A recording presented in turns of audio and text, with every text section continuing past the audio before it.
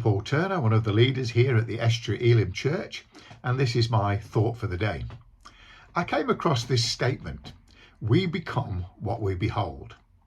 A simple yet intriguing statement ascribed on Google to one William Blake, a poet, painter, engraver and philosopher of sorts. He's not, of course, saying that if we gaze on a daffodil for long enough, we will become one. Or maybe he is, who knows? But I can't imagine that that's the intended idea behind it. But there is something here that resonates as being part of a truth that perhaps we should take notice of.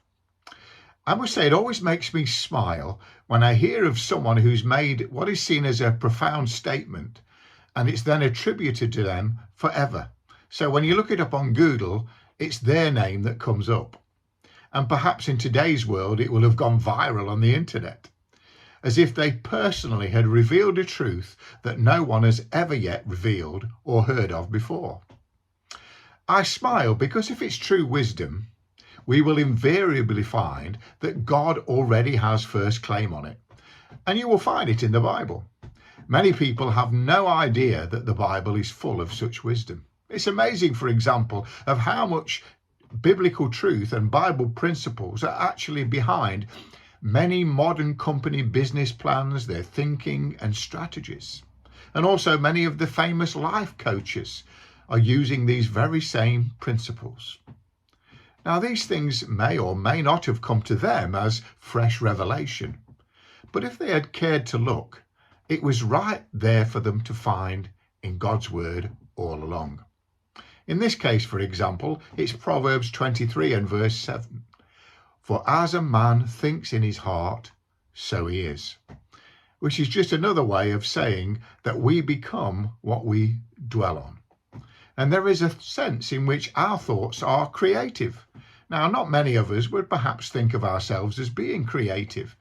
That's something that some talented, right-brained, artistic person is, isn't it? But the truth is, God has given each of us an imagination, which obviously involves our thoughts. And our thoughts determine so much about us, don't they? They determine how we see ourselves, how we think about ourselves, which in turn determines not only our self-image, but our actions and attitudes as well. Now, to me, that's creativity. Now, I used to go to the gym 3 or 4 times a week.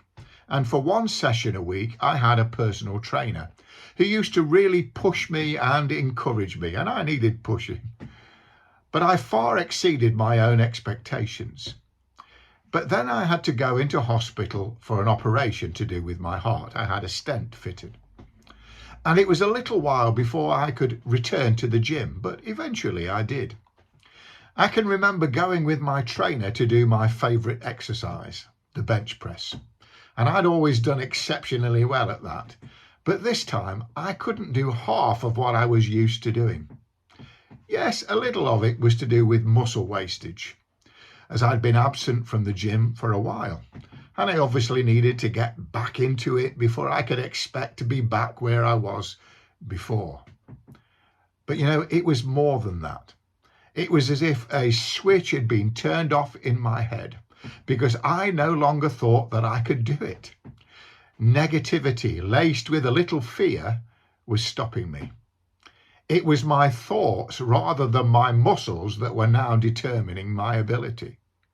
My focus had changed onto my heart operation. I was beholding the reasons why I couldn't or perhaps shouldn't do it. And fear was now limiting my actions. Now, fear is not always a bad thing, is it? Because in the right measure, in the right way, it produces vigilance. And I certainly needed to be vigilant after a heart operation. To not be vigilant would be foolish on my part. My trainer had researched what was the best way forward for me, to make sure I didn't overdo things or do exercises that I really shouldn't be doing just yet. But this was more than vigilance. I had allowed this fear to grow in me to the degree that it was controlling me. I can remember my first night after my operation not wanting to go to sleep, just in case I didn't wake up. Now that was natural and probably to be expected, but it only lasted for that one night. Why? Because I wasn't focused on it, and so it didn't grow. Now there are healthy fears that we need to keep us safe. The Bible even tells us that the fear of the Lord is the beginning of wisdom. But such fears shouldn't dominate our lives. The fear of the Lord is certainly the beginning of wisdom, for example. But that's not where we stay. That's not the whole picture. That fear shouldn't stop us from approaching him, because when we get to know him, we find that he tells us to draw near to his throne of grace with boldness, that we may obtain mercy and find grace to help in time of need. So a healthy level of fear can be good and produce vigilance. And on the other hand, to be fearless can actually be foolishness. The Bible tells us, for example, that the fool says in his heart there is no God, and lives his life accordingly without the fear of the Lord. And God says, well, that's foolishness. But fear should never dominate our lives by being the only thing that we see. In the same way, if we focus our thoughts on the fact that we are feeling depressed, then guess what? We will most likely be depressed. It shouldn't be a surprise to us.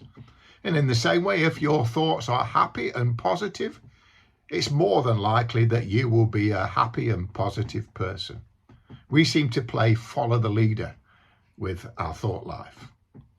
I couldn't begin to number the amount of times someone has said to me something along the lines of, my circumstances are getting me down. Don't get me wrong, I know what they mean, and I've said it myself.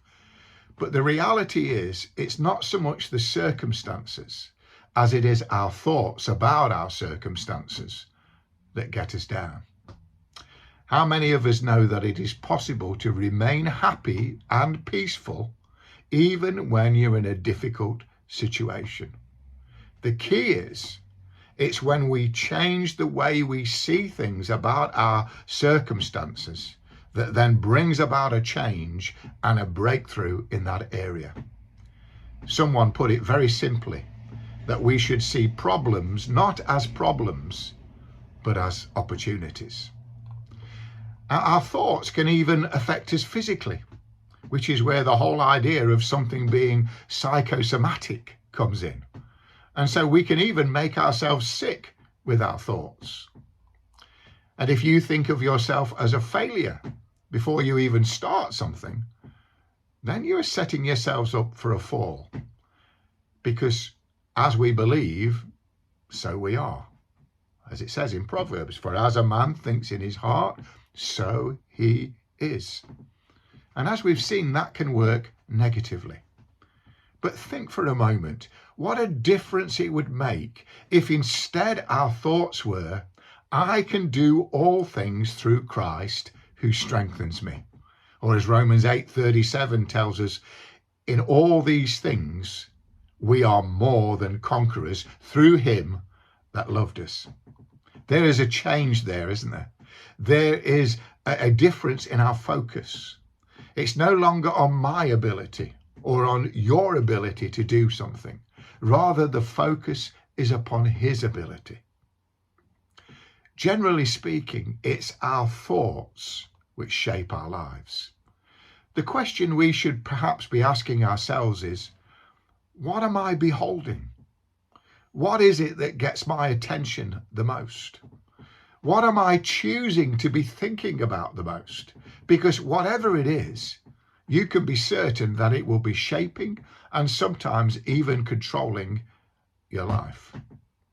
The athletes at the Olympics rightly focus on preparing for their event, very often to the exclusion of everything else, in order for them to be the very best at what they do. An addict will also be totally focused on getting their next fix. Nothing else will matter.